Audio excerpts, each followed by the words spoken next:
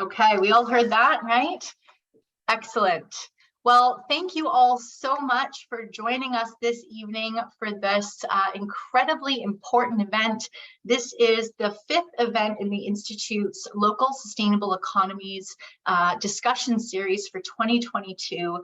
My name is Jess Flynn. I've been brought on by the Institute to help support the incredible programming that's been going on in 2022. So just to review the purpose of tonight's event, as you all know, the Southern Georgian Bay region has a vibrant arts and culture community of individual artists, arts organizations, and businesses representing all artistic disciplines. This wealth of arts and cultural entities provides residents with a strong sense of community and an opportunity for our community to be celebrated and enjoyed by visitors. The arts and culture community is uniquely positioned as a significant tourism driver while impacting the local economies within Southern Georgian Bay. In this event, our wonderful speakers will share their insights on the effects of the arts and culture on our local economy, give suggestions on how we can strengthen our connection with the arts and the tourism industry, as well as give tips to advocate for the growth of this sector across the region. So, as I mentioned, a very, very important and exciting topic. Before I pass it off, we do want to pay homage to the region that we all get to call home with our land acknowledgement, which I will read now. We would like to begin by acknowledging that we are on the lands that have been occupied for over 8,000 years.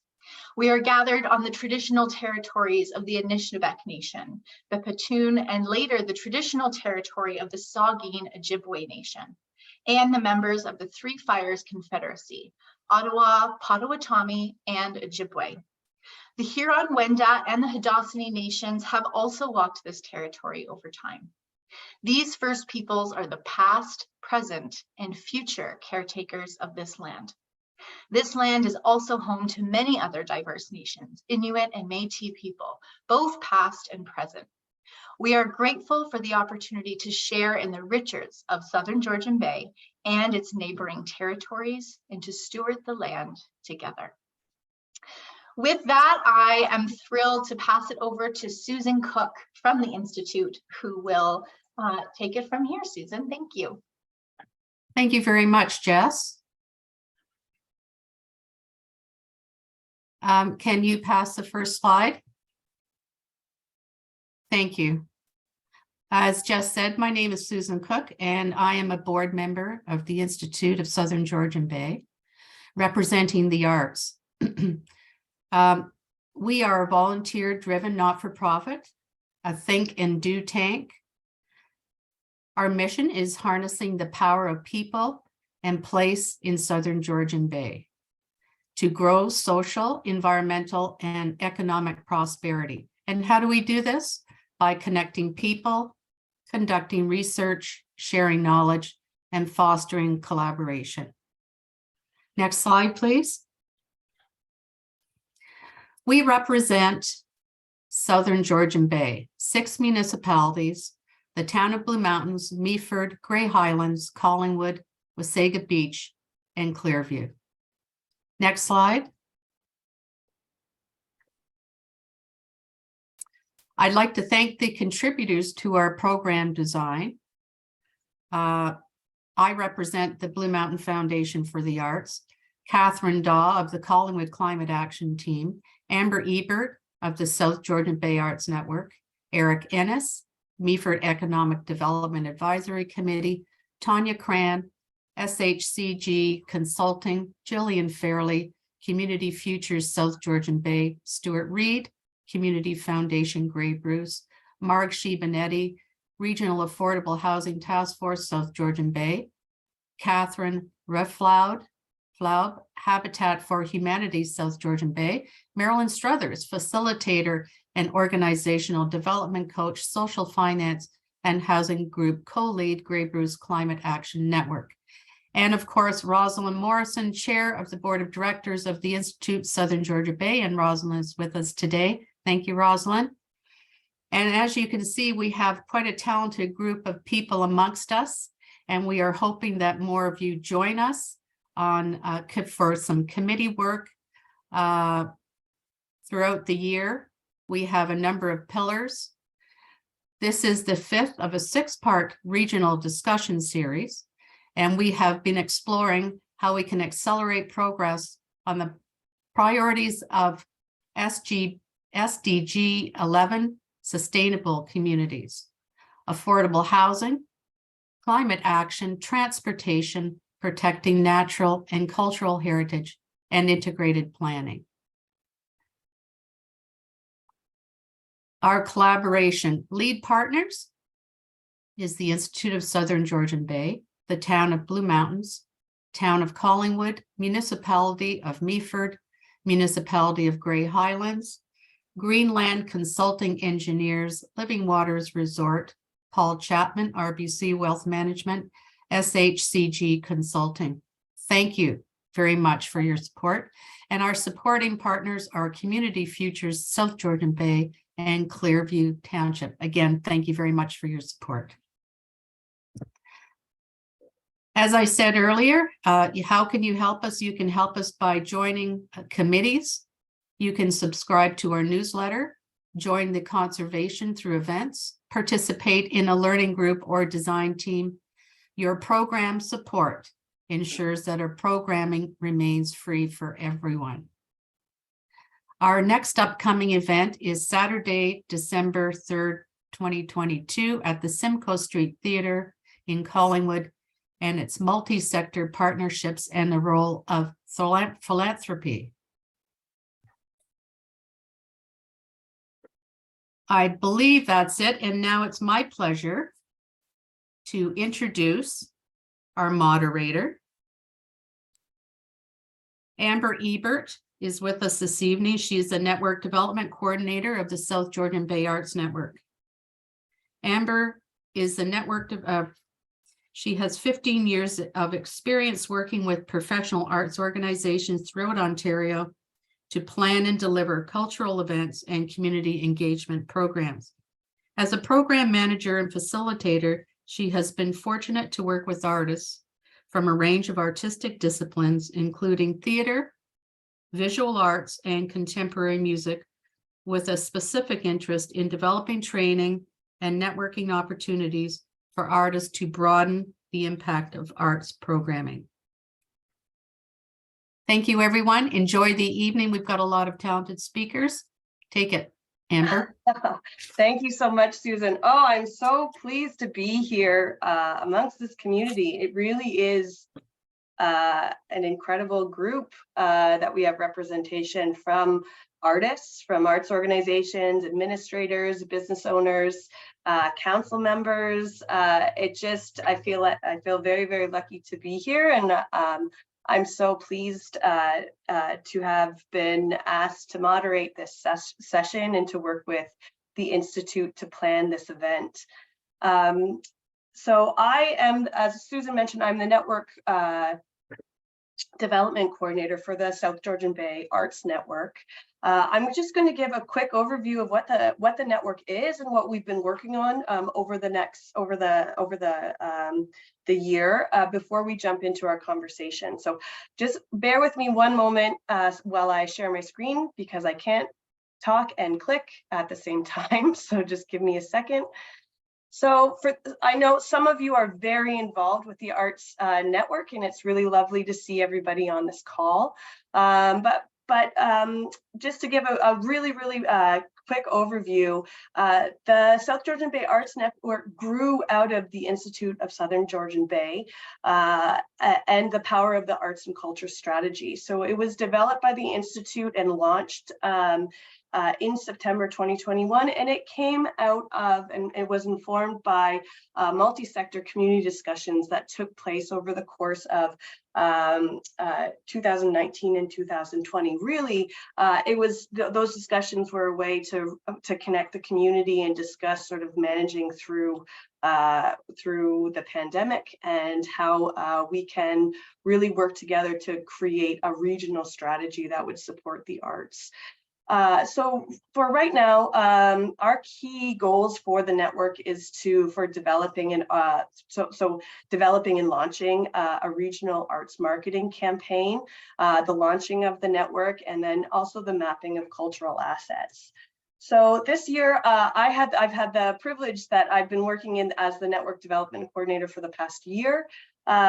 Some of the activity that we've been focusing on, the first task was we needed to name the network. We designed and launched our website in partnership with South Georgian Bay Tourism. We do a monthly newsletter. We did secure some funding and targeted with the network launch party. We have created a really great partnership with Ontario Culture Days to help with that regional marketing campaign, especially around the early fall, the events that are taking place mid-September to mid-October. We created a Connect with Culture video in partnership with South Georgian Bay Tourism, and we hosted our network launch event at the Collingwood Brewery in October 2nd. So I would say it's been a really great year, and with conversations like this, it's going to really help us sort of push forward our conversations and our focus for the following year. So some of our key partners are Theatre Collingwood, the Blue Mountain Foundation for the Arts, South Georgian Bay Tourism, and the Institute of Southern Georgian Bay. And we received partnership and funding through Simcoe County, Ontario Culture Days, and the Collingwood Brewery. And I have to shout out to Liz, the support of Liz Rykirk, who has been really instrumental in the launch of this event. So I'm just going to skip over here. So our conversation today, before we dive in and we welcome our speakers, I just wanted to give some context for people to consider. I know everyone might already know this information, but just some key facts that arts, culture, and heritage improve the ability of municipal governments to influence local economic development by attracting and retaining a skilled and talented workforce. These facts are coming from the Ontario Arts Council sort of impact on culture report that was published, I believe, in 2019. The arts and culture tourists spend more and stay longer. The average Ontario arts and culture tourist spends twice as much per trip as a typical tourist and stays more than one night longer, generating $3.7 billion in GDP province-wide.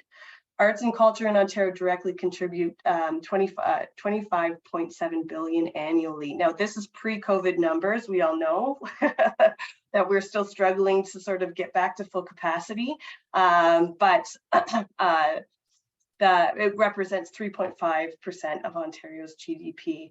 So, and also too, in framing sort of and connecting with the Institute's sort of mandate to connect with the Sustainable Development Goals, the Canadian Commission for UNESCO published this amazing toolkit that aligns what's culture's role in helping to support the SDGs. Where culture is highlighted is to promote sustained and inclusive sustainable economic growth and full and productive employment and decent work for all. So the cultural and creative sectors can be areas for inclusive, sustainable, fair employment, and the development of sustainable tourism, which can stimulate a wide range of benefits for the cultural sector, local and international communities and environments. So with that framing, I'd love to jump in and introduce our first panelist. So I'd like to welcome Amanda Murray, who is the Community Cultural and Tourism Coordinator for Clearview Township. Just give me 1 second here. Okay, so Amanda is currently Amanda organizes and assists with over 20 different community events, including award-winning the Small Halls Festival, Clearview 3-on-3 hockey tournament, and farmers markets. Her portfolio also includes supporting the community halls, managing the Stainer Centennial Pool, and supporting the active trail networks and developing new tourism initiatives. She's been successful with many regional and provincial grants to help grow culture and tourism efforts in Clearview Township. Her latest projects have been the Taste of Clearview, a restaurant promotion campaign that implement rural Lights and Winter Nights, a self-guided tour through Clearview Township to see the dazzling 3D light displays. Amanda has been on the board of directors for South Georgian Bay Tourism since 2016 and also serves on the Festivals and Events Ontario board as award committee chair. Amanda, welcome. I'm going to throw it to you. Great. Thank you so much, Amber. And thank you to Jess and Rosalind for inviting me to participate. So I've been asked to keep our presentation fairly concise and short, but what was most exciting was the element of adding arts and culture and tourism in this discussion. So right away, I put my hand up and said, sign us up. We are all about that in Clearview Township. Just very briefly, we are a rural community nestled in Simcoe County. I like to remind folks that our name really does stand true, which is those clear views that you see when you're driving, whether it's through Stayner, Duntroon, into Creemore, or out towards Brentwood. No matter where you go, you get those fantastic clear views. So for next slide. So what I've done with my overview is just highlight 3 important areas that I feel that the role of our municipality has when it comes to arts and culture. So specifically, first and foremost, my position is housed in the Department of Parks, Rec, and Culture. And what is so critical about that is that it really creates that sense of community. At the forefront of our department, our goal is about providing those opportunities for people to participate, for creating that sense of community, for ensuring that our own local residents and visitors that are coming into Clearview have those memorable experiences and those best kind of top festivals, top events, as well as just everyday rural life that you can have in our community. So we incorporate arts and culture, and I specifically really push for that in our signature event series. So we provide direct funding to hire artists, whether it's musicians or performing arts or visual arts or dancers, theater, a wide range. We provide financial support, whether it's for our own events, such as the Small Halls Festival or Music Market and Parket in Stayner, or whether we are directly providing that funding to a third-party organization, such as Purple Hills Arts and Heritage Society, one of our small halls. The Creemore Farmers Market is another really good example.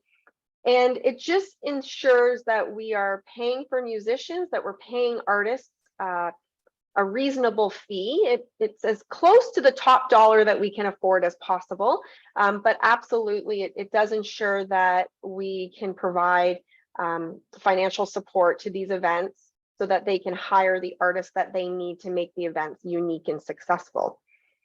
The sense of community also really comes out in our arts and culture portfolio, because it's about volunteers, it's about our own community members. We work very closely with our youth center and other youth organizations so that they can feel like they have a sense of participation. And I think through that level, we're able to expose them to the wide range of cultural experiences and artistic endeavors that we have to offer. The other avenue when it comes to volunteerism is our municipality's close relationship with some local organizations, including the Stayner Heritage Society, Purple Hills Arts and Heritage Society, like I mentioned, and then regionally, folks like the South Georgian Bay Arts Network, which has just been vital to kind of progressing the next steps of arts and culture in our area. Next slide. I was asked just to touch on the economic impact of arts and culture, and Amber did an excellent overview from the provincial level, but I really kind of want to drill down into one event that just recently happened. It was our Small Halls Festival, and to us, this is our, first of all, it's a top 100 event in the province. It's been named a top 100 event since 2017. It is about celebrating the very best of rural living, arts and culture, live music, local food, and family events that happen at our community halls that are unique to Clearview, and they're affectionately known as the Small Halls. They truly are small. The picture on the screen and behind me is the Dunedin Village Hall capacity, only 65 people. So when it's a sold out event, we really make sure that they get that small, intimate experience. This year, we created a Small Halls Festival series. Rather than doing it on the traditional one weekend, we took the festival, which has over 20 different unique events and activities at these community centers, and we stretched it out from September to November to allow more visitors an opportunity to travel through Clearview, to purchase tickets and get exposed to more events that happen, as opposed to letting them all get really focused or pushed into one weekend. We found that the traditional model of a festival weekend wasn't working for the Small Halls Festival. It was actually being a disservice, a disadvantage to promoting the 9 community centers that we have and the range of activities. And I have to tell you, we took a gamble because creating a festival series was a little bit of a new concept, but it has paid off tenfold. So we were able to sell out every single event that was hosted. We generated online ticket sales of over $27,000, plus at-door sales of approximately $15,000 to $18,000 as well. Not to mention other things like merchandise, bar sales, and those other miscellaneous revenue that gets generated from festivals and events. We also found that through online ticket sales and creating a festival series, we were able to attract more people from outside of our traditional catchment area. So our top 10 locations now include, you see a lot of the local ones: Singhampton, Wasaga Beach, New Lowell. We also had quite a lot more visitors coming up from the Toronto GTA area, Malmer, Orangeville, Barrie, Aurelia were also highlighted as well. So what this really demonstrates is that visitors coming into our area are looking for unique experiences. They're looking for those memorable opportunities that they can get to be exposed to what we think is the best that we have to offer in Clearview. And I'm really proud of our Small Halls Festival. We work with our volunteer boards, and we just really like to make sure that we can support the arts and culture industry while also showcasing everything that we have to offer.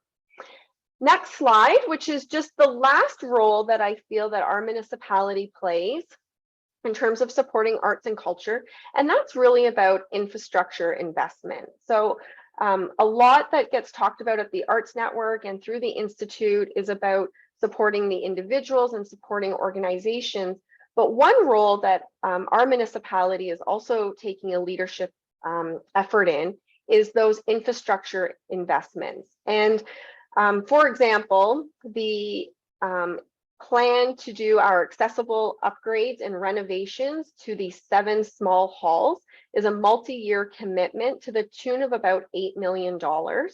And that will be to ensure that every one of our halls is open and accessible to everyone.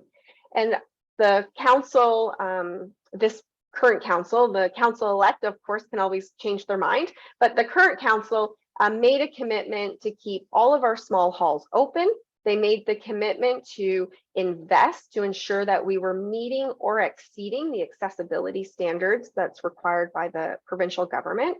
And furthermore, this commitment has allowed our volunteers to focus on what they do best, which is programming and maintaining the halls, while ensuring our department through Parks and Rec and with the capital projects manager, that we can focus on what we like to do best, which is these large projects, while taking that pressure and that stress off the volunteers.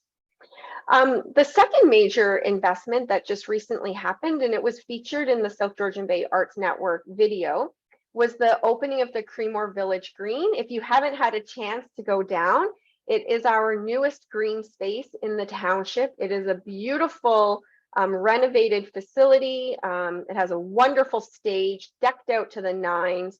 It has a splash pad, lots of open spaces, gathering spaces for people. We've already had a few concerts down there. The image on the slide is the Great Lakes swimmers.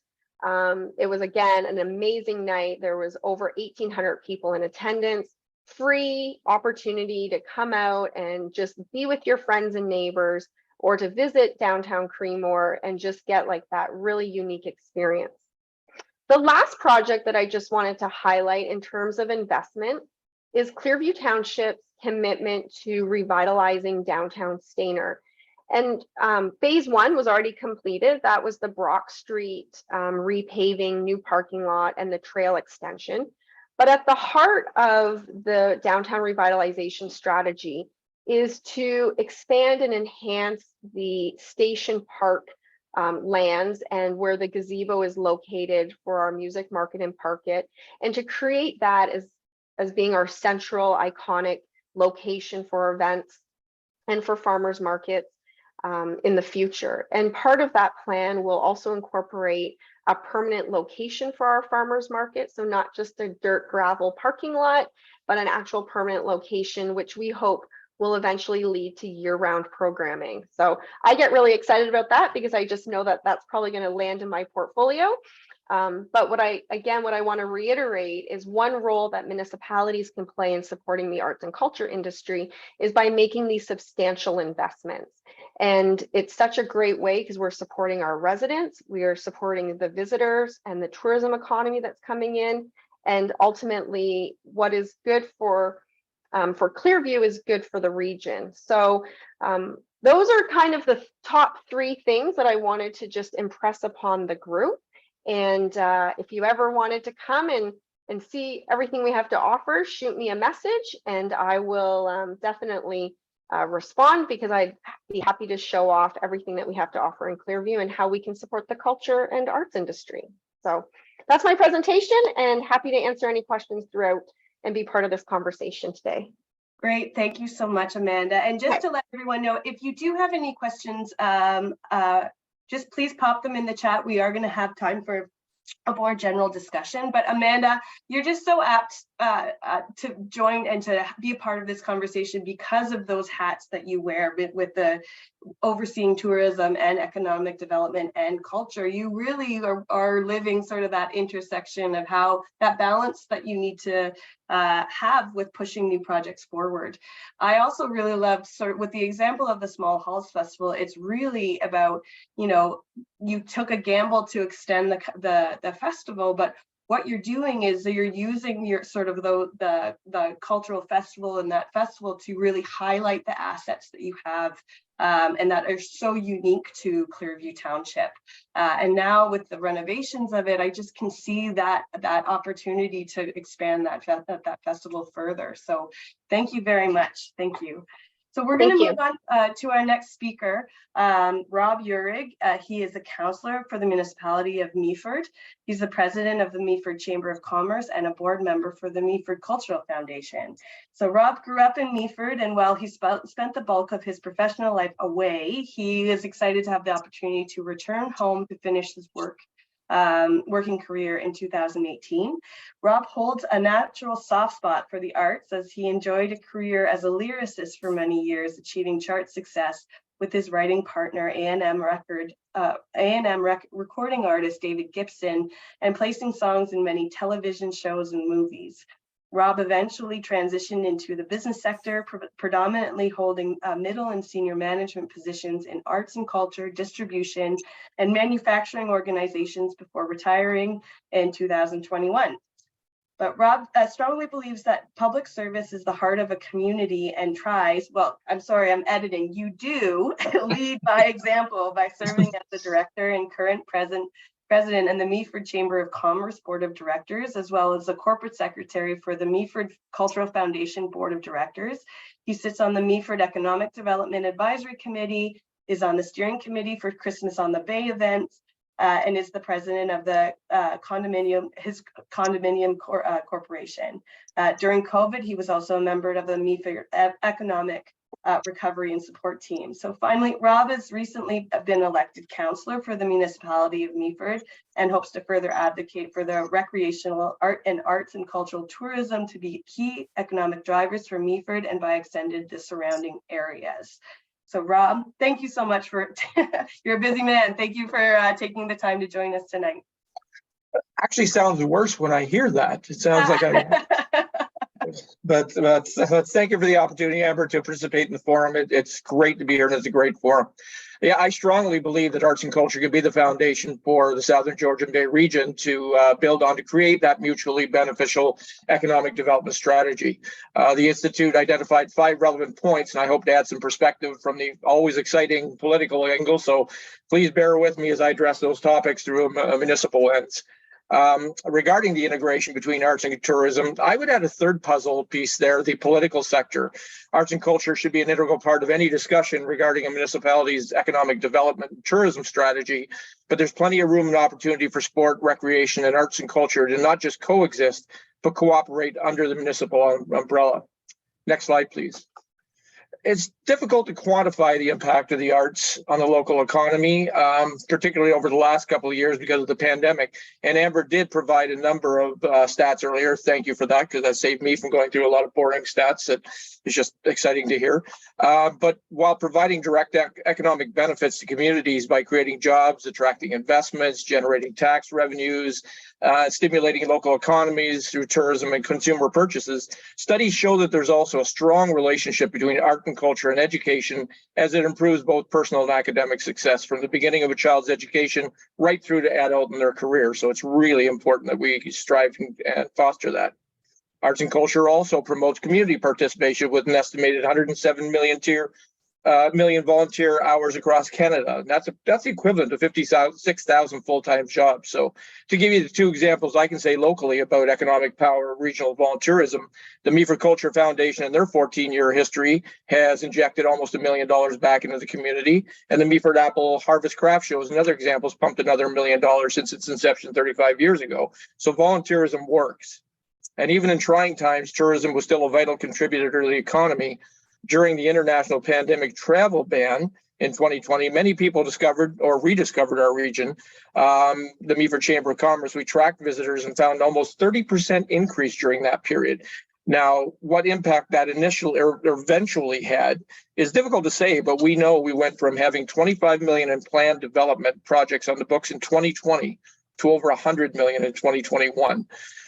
So we know that people really did discover our area and started to come in droves, and we hope that that's going to really embolden the arts and culture sector and tourism. Next slide, please.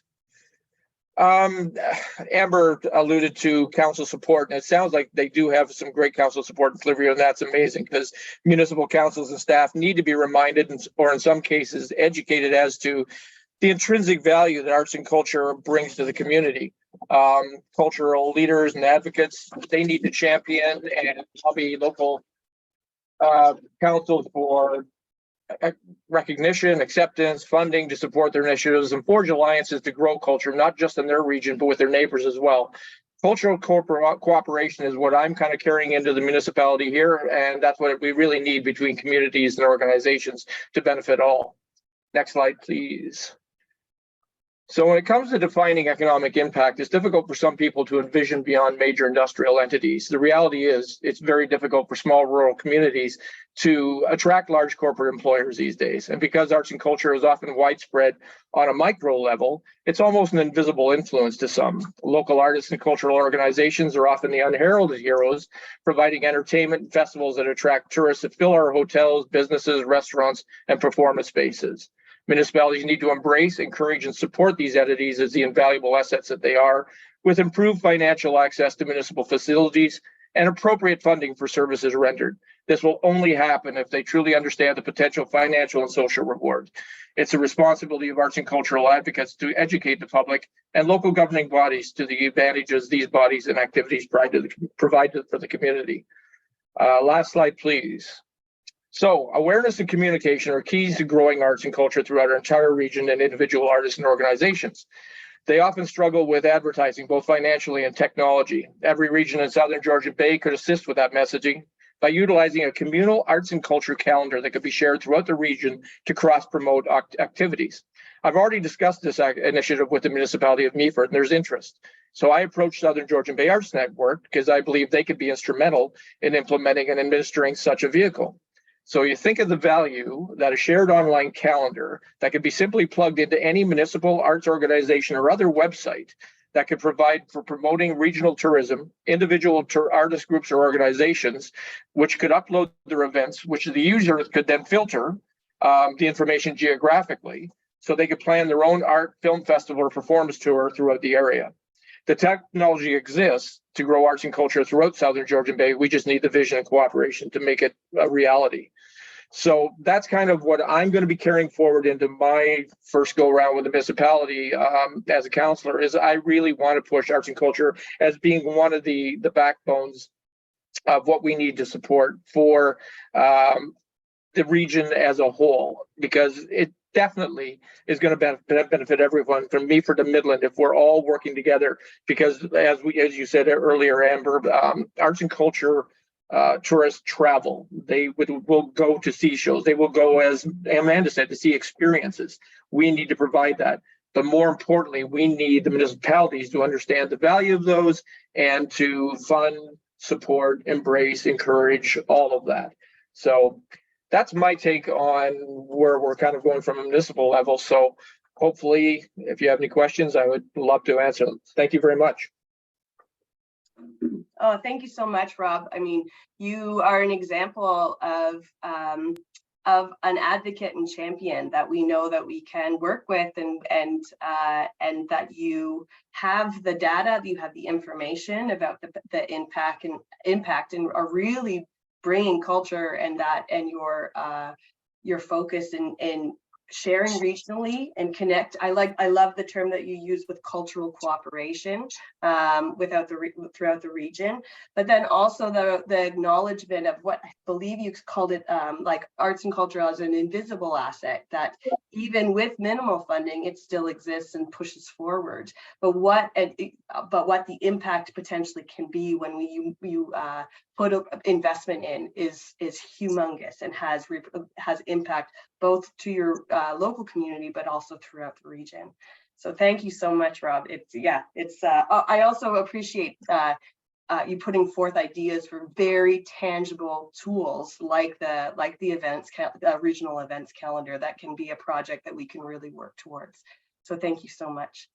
So our last speaker that we're going to hear from is Helen Dutois. She's the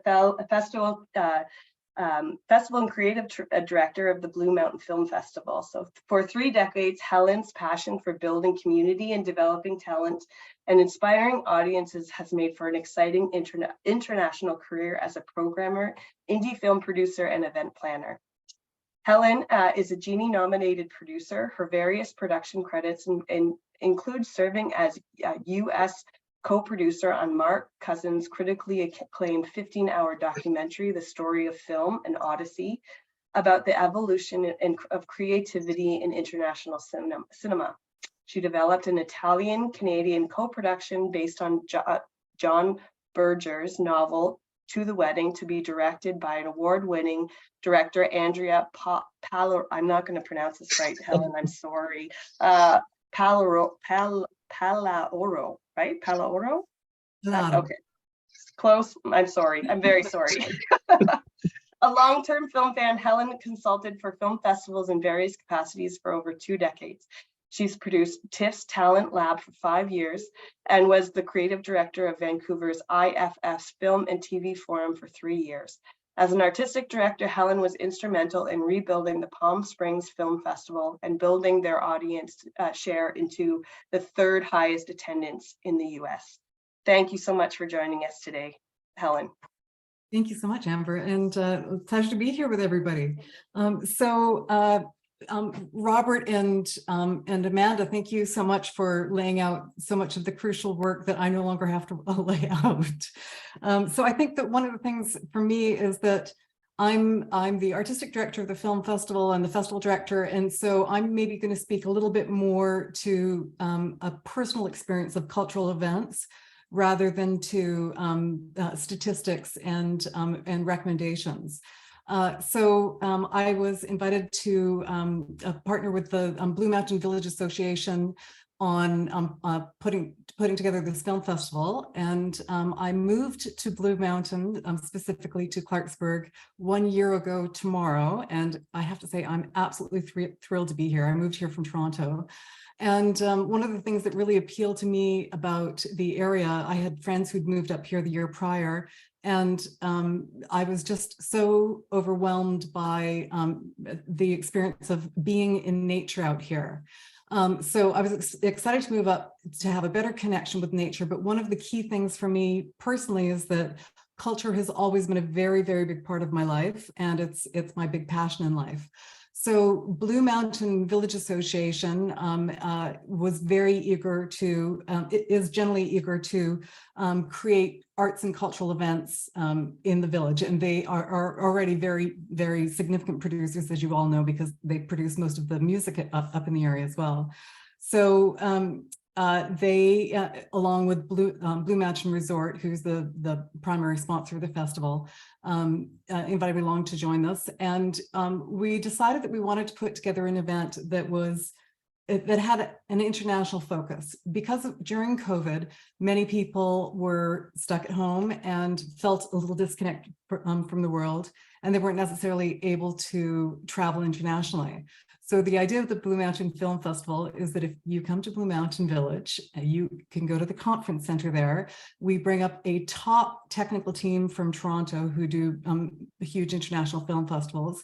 And they converted 2 ballrooms in the conference center into screening rooms. And we invited all these filmmakers up, and we had 2 separate parts to the event. One was a public facing event, which was the Blue Mountain Film Festival's Creative Forum. And that was a 3-day intensive immersion in conversations around directing and around sound design, all sorts of things like that. And then there was a secondary component, which was obviously the film festival. And that's where you could see 25 films from around the world, 5 of which were Canadian. So 20% of the festival was Canadian, and which meant that we were able to bring up a lot of guests for that. And the other were international films. And we had films from all of the major continents, so that you literally were able to see things going on around the world. Earlier on, Amber mentioned that I had previously been involved with the Palm Springs Film Festival. I've worked at Edinburgh Film Festival in Scotland, the Vancouver Film Festival, the Toronto Film Festival, the Seattle Film Festival, and Palm Springs Film Festival. But one of the things specifically about Palm Springs that was relevant to Blue Mountain is it's a destination film festival. And that's very different than a festival that is in sort of a major city. A destination film festival is one where most of the people are coming from either the surrounding areas or from abroad or from around the country. And that is something that we're actually, that we wanted to do at the Blue Mountain Film Festival as well, have people come up from the GTA, from other places in the province, and also from the surrounding areas. So in 2022, the festival ran from the 1st to the 5th of June last year, and we had almost 3,600 individual admissions to the festival and its events. And there were industry who came up from, directors came up, and writers came up, and actors came up. And then we had lots of people from the GTA and local. Can we skip to the next slide? And yeah, so 50% were local, and local would include for us Collingwood and Thornbury. And then beyond that, you can see the other numbers there. And the great thing about it is that 70% of the audience said that it exceeded their expectations. They loved connecting with members, other audience members.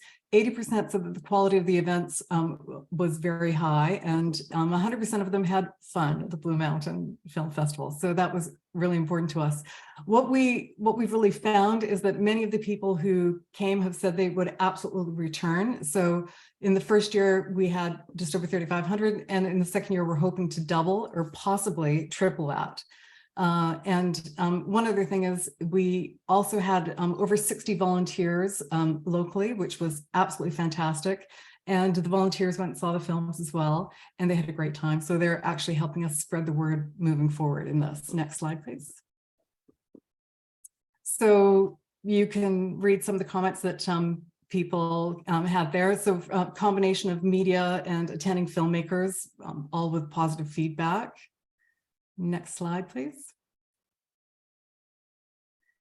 And also then this is really a slide that was lifted from a sponsor deck, but it does actually give you a sense of the impact in terms of media reach.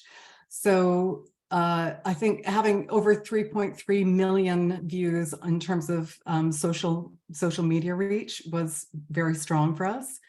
And we got just an amazing amount of media coverage. We were so pleased to have the kind of support that we did. We were in, the Toronto Star Variety, which is a major industry publication. We were in on Global TV and all over the radio, and the National Post, Entertainment Tonight. So the coverage was spectacular, which was really great for our sponsors. And also the community and industry reached over 280,000 followers. Next slide, please.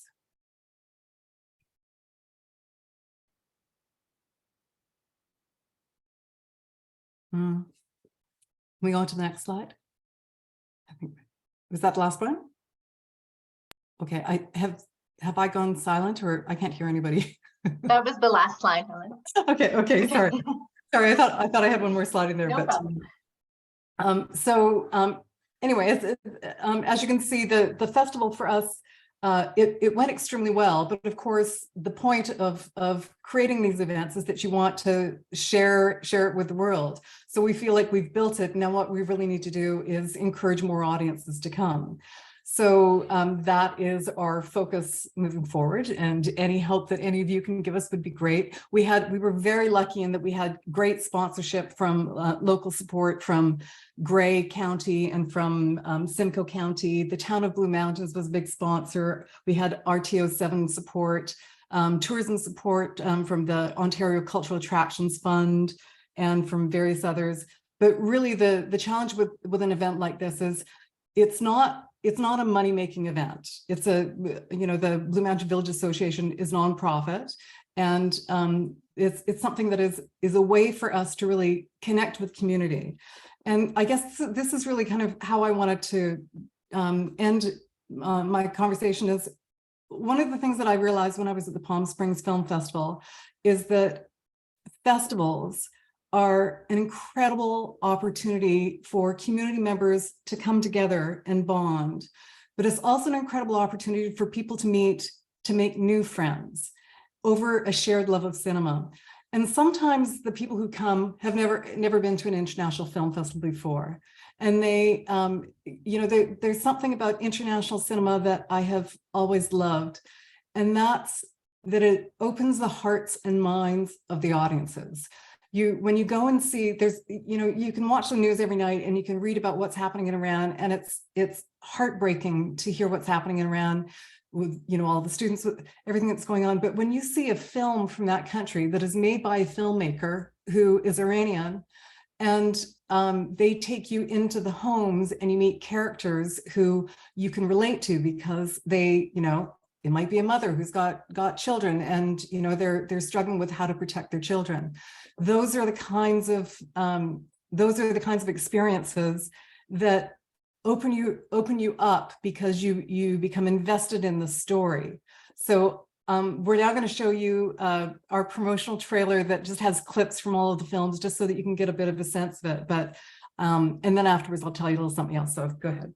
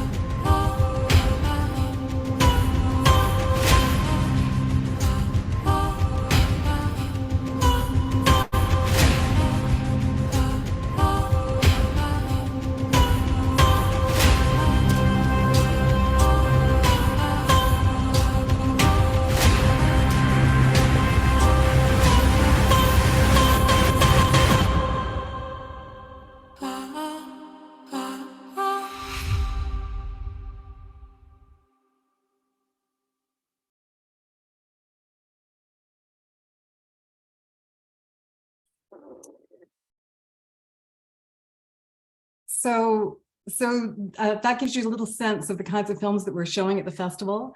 And I guess I just would really reiterate that at festivals, it's an opportunity for audience members to open up your experience of the world and to connect with other people. And I believe that it's through this shared communal experience that people really can start to build a stronger sense of community, and it makes you feel like you don't have to necessarily rush off to New York City or to Los Angeles to go and get your dose of culture. We can bring it to you here. Thank you.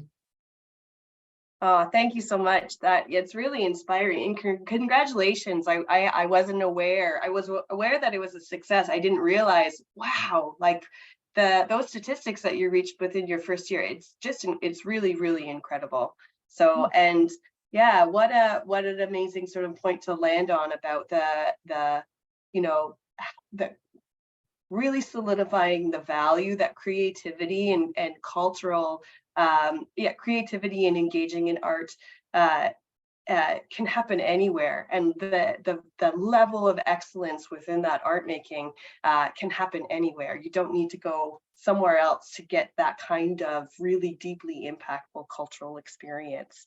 So yeah, I'm just so excited about this festival and having this festival for our region, and makes me think of what other, and using Rob's terms, so what are the other like cultural cooperations that we can have with arts organizations and artists within this region to help support and integrate and grow with that festival. So thank you so much, Helen.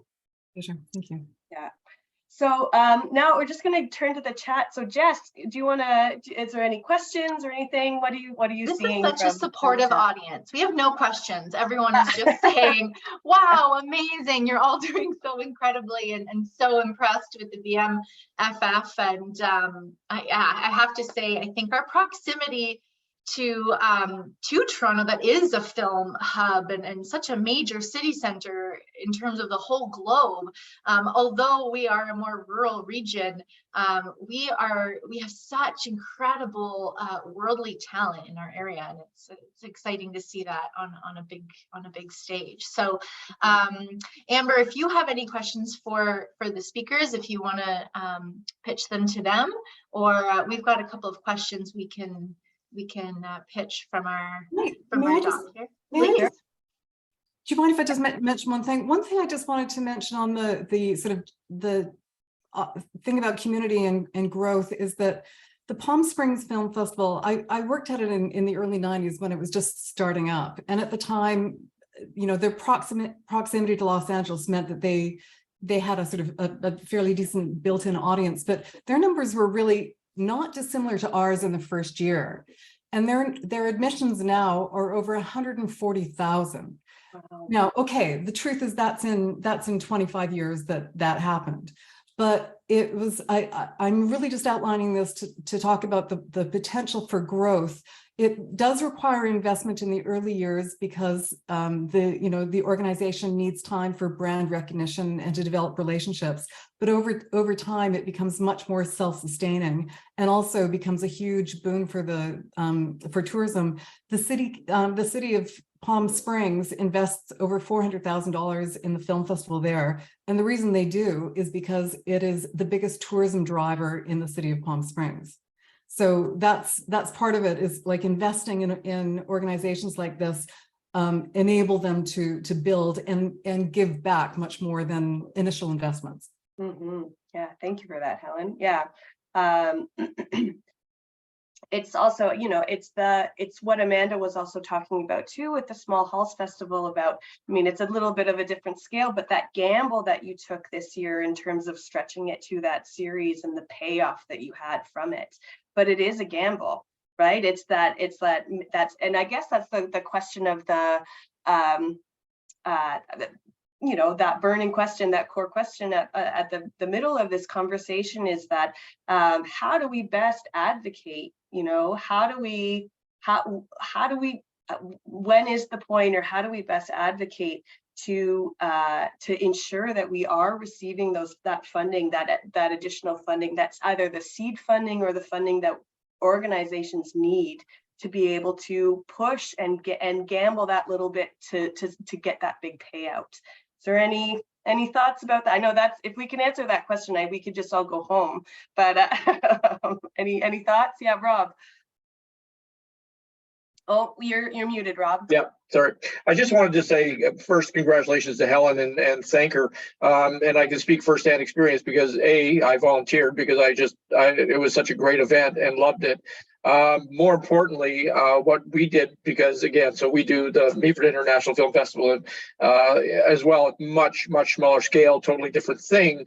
But what we did in this year when we discovered it was we reached out to Helen and her team, and we had a number of local people volunteer for the organization. But more importantly, we reached out to the Village Association because we talked about wanting to do that cultural cooperation I talked about. We wanted to literally set up a scenario where we could cross promote our events, and we did. We ended up promoting on all of our avenues we possibly could through Meaford Hall and our own networks through the chamber. We did push BMFF, and they graciously did that in return. And it's that sense of cooperation that really helps through all communities that makes such a difference for visibility. And I will say to the people of the Village Association, we always viewed it in Meaford. We were always a little further away. There was always that little bit of a distance, and we felt that Blue Mountain was always rather insular. They kind of wanted to keep it in-house. But we have found in the last couple of years, they have truly embraced the outer communities and realized that when people come, they don't want to just stay there. They also want to see, what else is around the area. So there is that sense of cooperation that's happening, not just from the film festival, the Village Association, different communities. That is already taking place. We just need to keep growing it. Mm-hmm. Yes. Yeah. Thank you. And sometimes too, it's about shaking past perceptions we've had about other organizations or how people have worked together in the past. I mean, I feel like we are all this is a new world, right? Like COVID has really changed a lot of people's perspectives and had everyone sort of recognize the need of what having a strong network, having a strong colleagues, having a strong ecosystem to support. So it reminds me, Rob, to always continue to ask, to reach out, to welcome, to engage with the partnerships, because there's always new ways of working. So thank you for that. So there's a question that just that Roz just popped in the chat. So question to the speakers: can you see a value in having a regional arts and culture forum to map out the breadth and depth of what is here and to discuss potential and key steps for growth? So, Rosa, you're talking about having sort of a gathering, sort of a overall conference or forum discussion, or whatever form that might take, but to sort of doing more of the cultural asset mapping and building on those community connections. Any thoughts? Well, I'll jump in because I think it actually is both, Amber, in the sense that we do need to have that cultural asset, that inventory of what is available in our community, because the role that each of us plays, whether it's partnerships, not-for-profit organizations, the network as an entirety, Chamber of Commerce, BIAs, etc., the list goes on and on. At the end of the day, that's about programming and it's about the assets that we have available. So it's kind of like the chicken and the egg, right? So I think having a forum to bring like-minded organizations as well as individuals who are really at the grassroots, who are doing some of this work together, there's nothing, I think, negative that would come out of that. It would only be positive. It's like we have all of our bows and arrows pointing towards the same target as opposed to just dangerously flying all over the place. So I think that a type of forum would be very beneficial. I think continuing these types of discussions and just recognizing some of the names that are on the call today and the wide breadth of organizations that are being represented, the fact that most municipalities are represented. I think it just demonstrates that this is vitally important to South Georgian Bay and to our area. Yes, I struggle in one way though, because I also wear many other hats, and that we don't want to duplicate some of the efforts that are already happening in the region. And as a board member on South Georgian Bay Tourism, we often have networking events. We've done conferences in the past. So I do worry that you're just stretching the same individuals a little too thin. I think that's where the Institute and the Arts Network need to go back to the drawing board and take a look at who are some of the strongest partners and what are they already doing and how can we piggyback onto that. So, and once you build that success, then take that big leap forward and do something on our own. I would say that maybe one of the other things is we really need to actually just go to each other's events and experience them.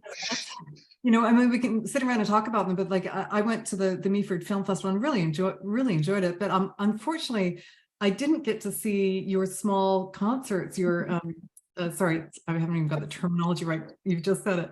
But I'm the small hall events. Like I'm dying to see that.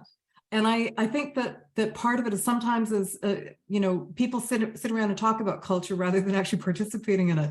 And that's really what we need to do, because it's when you're on site and experiencing it that it just gets under your skin, and then you're an excited audience member. So when you do speak about it, you're speaking it from a very personal perspective. So I think that's maybe something we need to start doing, is inviting each other to, well, we don't even have to invite each other. We can just show up and buy the tickets, you know, like, but I think that makes a big difference, is feeling it, experiencing it. Mm-hmm. Yeah, Rob? Yeah, I agree. To your point, I think Southern Georgian Bay, I'll give a tip of the hat to SGBT, because I think they do a really good job of kind of leading that charge right now. I know during COVID, so to give you an idea, what we did from a local level is we actually held a meeting it was coming to the end of COVID. We held a meeting of, we looked at the calendar of every event that happened in a year. So we invited every stakeholder and every one of those organizations to have an events meeting. And the gist of the conversation was, we all suffered through this, like everybody did, for the last 2 years. And when we come out of it, how can we be stronger? And it was discussed that how that is by helping each other. What Helen said, attending each other's events is crucial, but moreover, cross-promoting everybody's events. When you have people coming into town for something, there are so many other things going on that you should be cross-promoting, because again, tourists, culture tourists will travel and they'll do many things. It's part of a weekend endeavor or as a day trip, and they'll do a number of things, businesses and cultural. So we do need to promote that on every avenue we possibly can. And if SGBT is, so when I talked about that events calendar, and I really truly believe that if we had one, the problem is they're so disparate. Everybody's got their own. So where do you go if you're going? But if you can actually champion one that becomes Southern Georgian Bay's all-encompassing one, that artists can put on individually their own, and then you can filter it. I used to live on events calendars when I was in Toronto. I would try and find things that were unique and new and exciting. And I find when I try and do it up here, it is so fractured. And we do need that kind of, and that's why I'm hoping SJB Arts Network, I think you guys are really well positioned, because unfortunately, I do think it requires a paid staff member to help trying to actually manage it. Because from a volunteer basis, we all know that volunteerism is getting tougher and tougher as we have an aging demographic, particularly in our area, so that we're losing more volunteers. And there's burnout, there's a lot of things. So we do need that cohesive kind of mind thing to create something that everybody can take advantage of, and it benefits everyone. Mm-hmm. And there are ways, technical ways, to sort of make existing calendars feed directly in. So when they do a live update, you don't have to go and send somebody in to do it, because otherwise it gets very messy with the dates not being synced. Yeah. Right. ways Yeah. to do that. And honestly, like I have to say, as somebody who's moved here fairly recently, I would be so excited to have a one-stop shopping. So on the weekend I can go like, oh my God, there's a market over, you know, like I want to go to Clearview. I mean, I have to say, I love the views through Clearview. I drove through there recently and I remember cresting a hill and just looking and just, it was so stunning. I get the title, I get the name. Yeah, thank you. It's so true. It's like our logo is like a big C, like clear view. Yeah. Yeah. I also just wanted to jump in too, and sometimes it's just us as advocates and leaders to be, you know, just a tiny bit more pushy.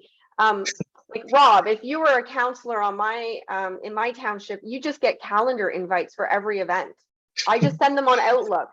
Signature event, these are the dates, the times, like, oh, Santa Claus parade, it's coming up, grand opening of the farmers market.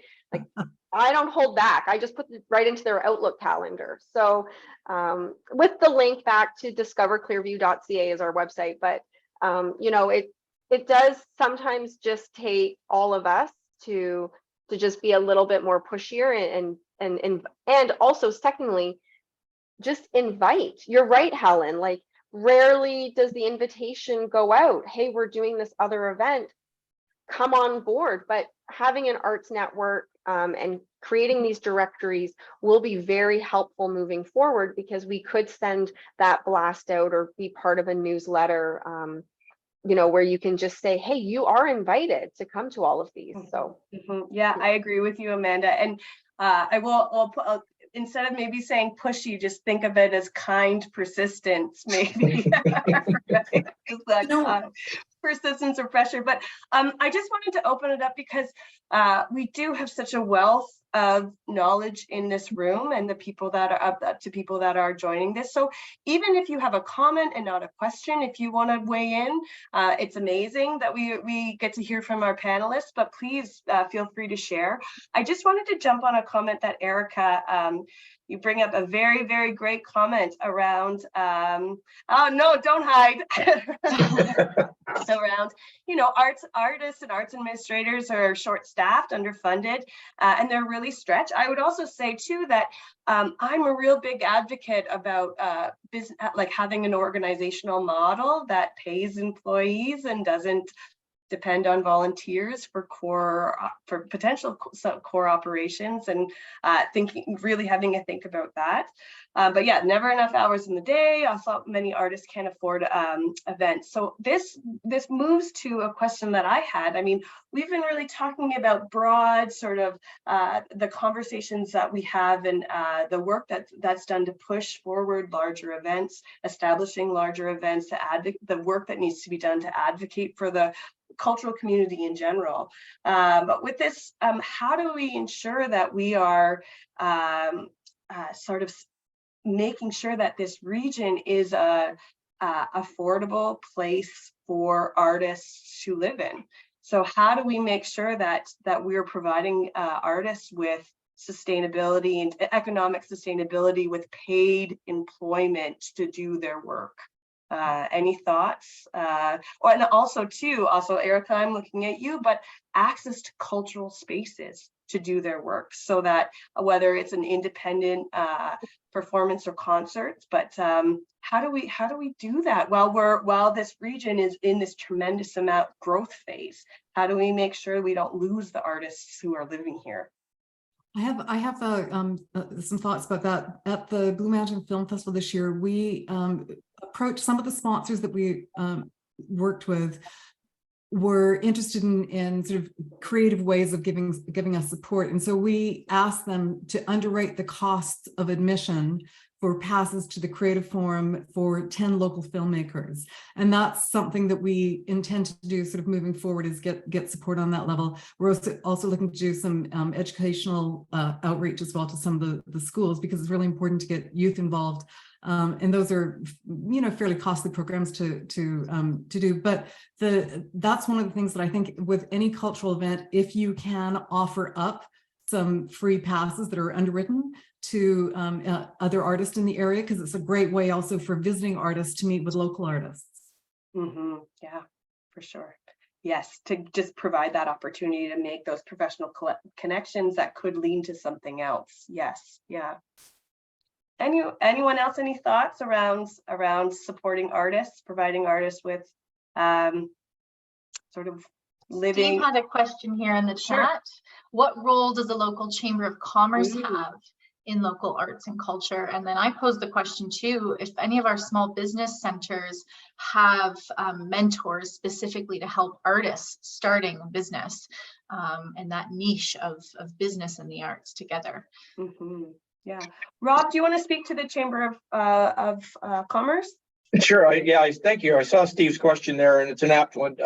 And again, it comes down to me, it's cross-pollination. So to give you an idea, what the Meaford Chamber of Commerce does, it administers a Facebook page that has a 6,000 followers. And so we use that as a vehicle, not just for the chamber members, but for events. So it's the same thing we talked about. It's all about visibility. So that is a way that local businesses as well as organizations can utilize a platform. We also struck up a relationship with Meaford Hall, the administrator there, and they have their own newsletter that goes out to arts patrons, and they do the same thing. But to your point, I don't, and that's the thing. As soon as we talk about it being a separate body, and that's where, to me, the divide is, because all of these things should be pulling towards the same thing. Because when I was president of Chamber of Commerce, I look as an arts and culture event, bringing in tons of tourists that help local businesses. So there's a direct line to benefit to our chamber members. So we should be doing everything in our power to support that. And if that's through, if it's through financial support, and sometimes it is, Culture Foundation, we do go out of our way to bring audiences. We'll pay for audiences that can't afford to be at the hall. For events that are underfunded, we will support those. The Chamber has supported local initiatives like Christmas on the Bay or things like that, or the BIA does. So there are all kinds of things that you can do, once again, to support all those moving parts that are happening in your municipality to bring people in to spend money in all the businesses. It's got to be a collective think. So thank you for that, Rob. And so Jess just put in, it kind of leads really well into sort of our final question that we have for everyone. And it's a question that I know that the Institute ends a lot of these discussions on, that if we were 10 times bolder, what would we be doing to nurture that, like a regional strategy and growth for the cultural community in SGB? Like, so big, bold ideas. Well, what would they be? And anyone can share. What do you, does anyone want to take a crack at it? Well, Erica, good. We also love to hear from everyone on this question too. I was looking at you in the snickering, chat. so go for it. I'm going to be totally bad. Go for it. I don't think you want to see me 10 times bolder. No. That's all I have to say.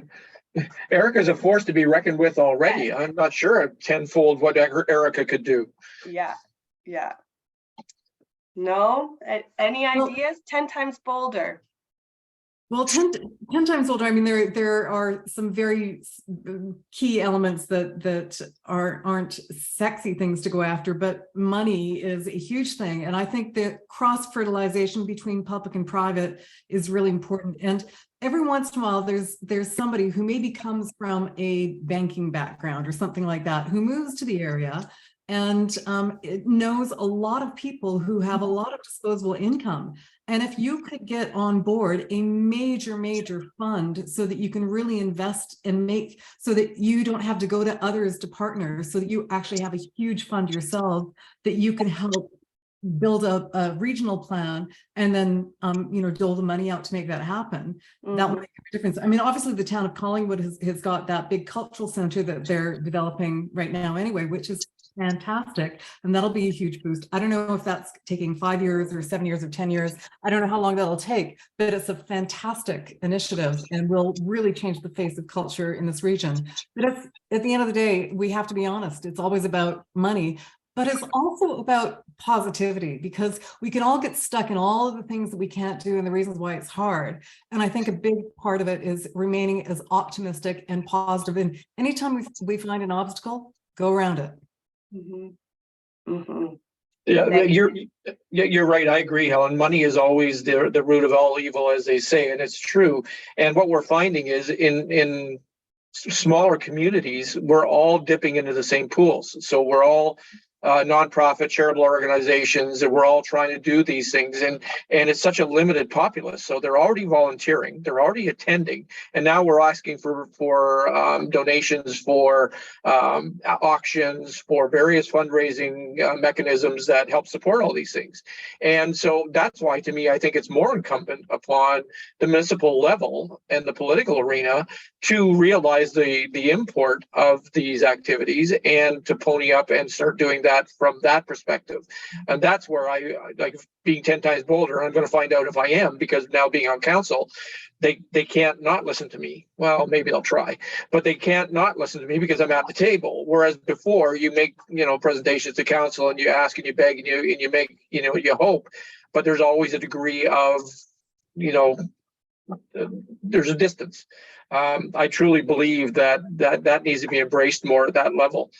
Because governmental levels is not just municipal. I mean, there are so many funds, as Helen says, out there. You're looking at provincial levels, you're looking at federal levels, because again, there are so many bodies that realize that how vastly important arts and culture is to tourism. And so they do put funding bodies out there. And it's all also about being aware of some of those opportunities. Through the chamber, to go back to Steve's things, I know that we've steered people to grants that they didn't know existed. So again, it's all about this network of education and accessibility that we need to flourish and foster, so people are aware of what's going on. Mm-hmm. Yeah, thank you for that, Rob. Erica, yeah, go for it. Okay, I am going to say something really positive too. And that is, I just wanted to talk about some really bold things that happened recently. And that is, I mean, it's not in the future, it's in the present. And that is that we really made the Arts Center a part of the municipal election in Collingwood. And that was a topic that every candidate spoke about, and in the end, in writing, said that they were in favor of. So that's the first time that's ever been a discussion point, as far as anyone knows historically in Collingwood, where it actually was made a part of the election. So I think that took a lot of bold people just not giving up and working day and night to make that at the forefront, So I think that was really great. And I also think that the South Georgian Bay Arts Network was a really bold step. And Amber, you're doing an amazing job with that, and I congratulate everyone with that. So we are all being bold. Oh, I love that, Eric. Thank you, Erica, and congratulations to you and the CASE team, because I know you put countless hours in pushing that forward, and kind persistence, right? Using the kind persistence to really advocate for the community. So, and really getting it as a center, like as a issue with the election, is congratulations, because it's an amazing endeavor. So thank you. I just wanted to mention, just on the chat, so we had some people commenting on the chat about, to be bold, we should endeavor to have all large developers in the region contribute back to PRC from their projects. I love that idea. It's a model that they use in Toronto and a lot of large cities around, to create a pool or that arts organizations can apply or can be funded, or even to fund public arts projects. Collingwood needs a community foundation that supports the arts and culture. Yeah, community foundation, or potentially an arts council. Wealthy locals to start community foundation to get some government support. Yeah, so getting those private donors to help seed some more larger sort of federal and provincial grants in.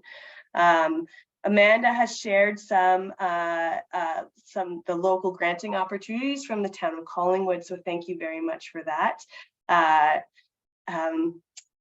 So we were trying to encourage Richard, who's a poet laureate of Owen Sound, to do a poem, but I said, no, it's okay, you're put on the spot. Well, maybe we'll organize that in advance for next time. So Oh, Peggy's saying consider non-traditional partnerships, events sponsored by developer, a groundbreaking. Oh, I love it. As we know that there's just so much development that's going to be happening within the region. Art and music, video displays heard in non-traditional spaces, including financials. And so including financial institutions. So put the art right where the money is. I love it. So thank you so much for this lively conversation. So just before we wrap up, maybe from our panelists, maybe like a sentence. I know it's tricky to be concise. About just to wrap up, a one sentence summary or maybe words of encouragement that you could leave us with.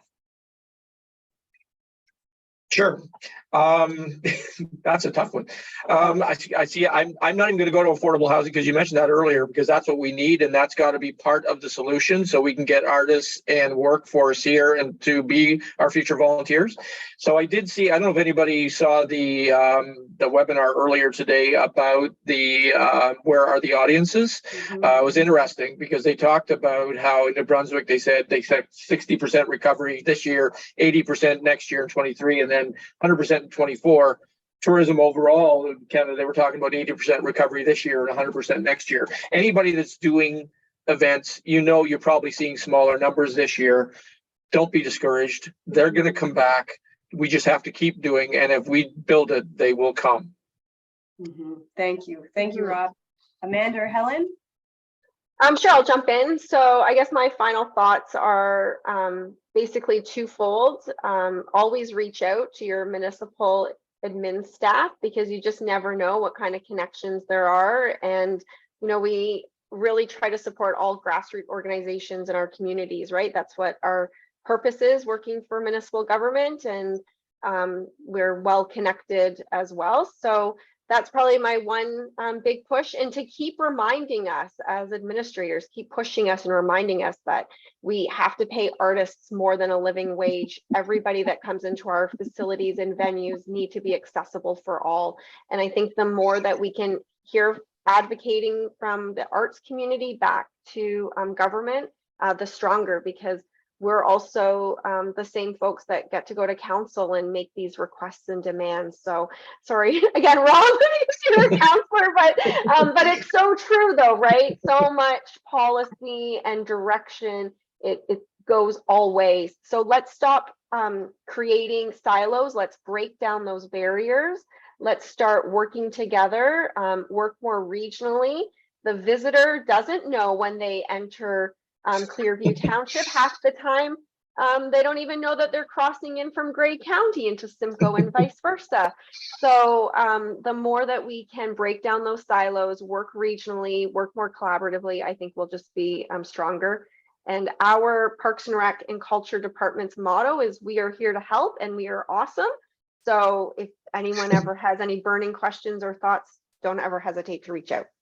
Yeah, thank you, Amanda. Yeah, I was at a conference earlier this week and I saw a presentation about, the braiding of resources, that idea of not amalgamating resources, but having the individuals, the braiding together of resources. And I feel like it's an opportunity that everyone's willing to engage like that. So how do we best braid together the resources that we have in the region? Yeah, Helen, is there any last words? Sure. So there was an article that I was reading that was putting together some really important points about the value of culture and sort of what it does in our society. And so Robert Putnam and other sociologists have supplied convincing evidence that strong social connections are necessary ingredients of economic success. Dr. Felton Earls, a Harvard professor of public health, conducted an extensive 15-year study.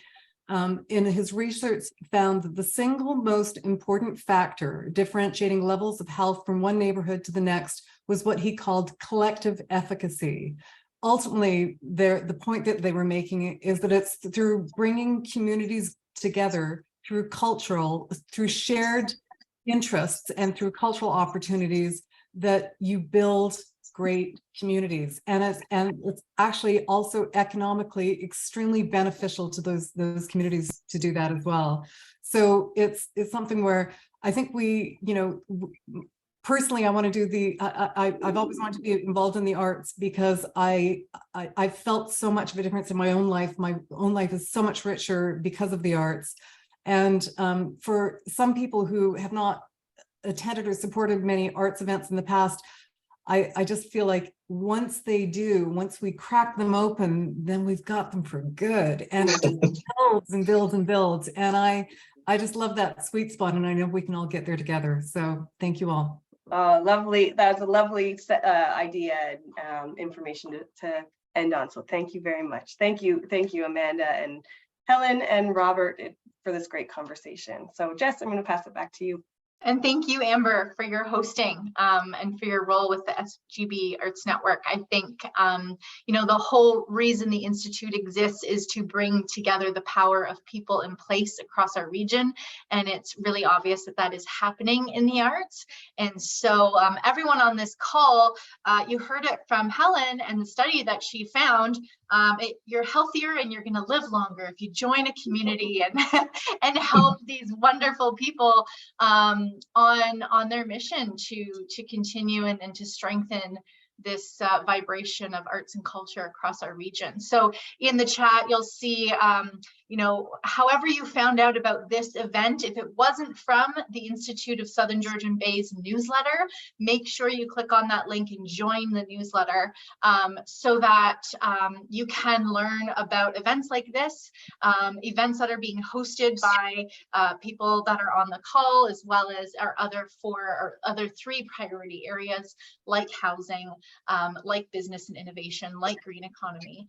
And also you'll find information about our upcoming events, including our in-person event on Saturday, December 3rd, capping off the part 6 to our 6-part series of local sustainable economies. And that is multi-sector partnerships and the role of philanthropy, with speakers Tony Cobb, Liz Reichert, Dale Bedell, Julie DiLorenzo, and Larry Hall. So we're really excited about that event. Keep an eye on your inbox. Make sure you're subscribed to the newsletter, then keep an eye on your inbox for more information. And just thank you so much for sharing your evening with us. And I look forward to seeing you all at the next arts event.